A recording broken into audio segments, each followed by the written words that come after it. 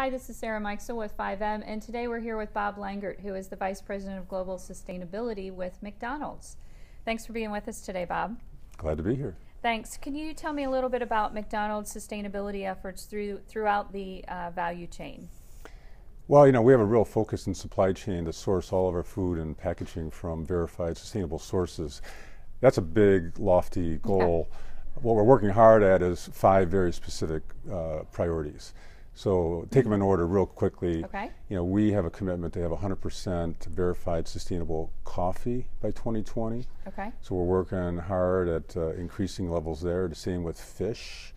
In fish is, we're already at about 100%, so which we're very proud of. We're looking to source all of our fiber from sustainable sources, palm oil. So those are the 4 that we have very specific targets. And the 5th one, and which is the most important, we say buying sustainable beef is priority number 1, 2, and 3.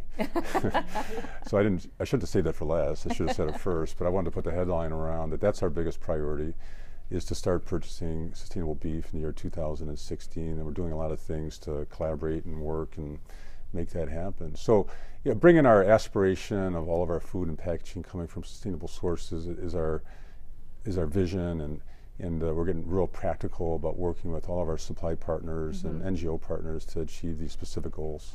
And has your work with fish and grain and some of these other, and coffee, set you up for beef? I mean, you've probably learned a lot along the way, I would assume. Absolutely. I mean, that's our intent.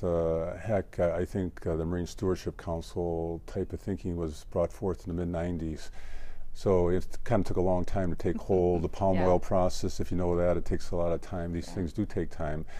We were definitely hoping that you take all these learnings of these different roundtables and how measurement schemes and guidelines are put together, that with beef we can take the best of the best and make it a better process for time. On the other hand, time is not going to be an enemy here. We want to do this right. And to do things right, you have to collaborate. You have to get the right measures. You can't hurry into things and set it up the wrong way. So we're determined to let science lead the way.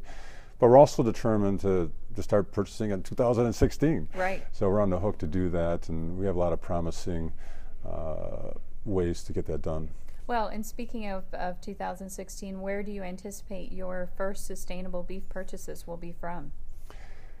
Well, we have activities in every part of the world, so it's a good, I'm not going to call it a competition, but it's a good journey, through efforts in Canada's got a wonderful Canadian roundtable now on beef, and some things that are being put in place. In the United States, there's some collaborative efforts going on, and some of the things that the NCBA is doing is terrific. That's setting the stage for the future. Europe, especially Ireland, with Irish beef, if you follow what they're doing in Ireland, there's some promising things. The Australians think they have sustainable beef already, and I always say that's wonderful, so let's start measuring it and quantifying what that means. In Brazil, there's some good roundtable efforts going on. So we're extremely optimistic about the progress being made. The Global Roundtable for Sustainable Beef has got principles and criteria now that are being disseminated and voted upon, and so we really think there's a coming together with all the people in the value chain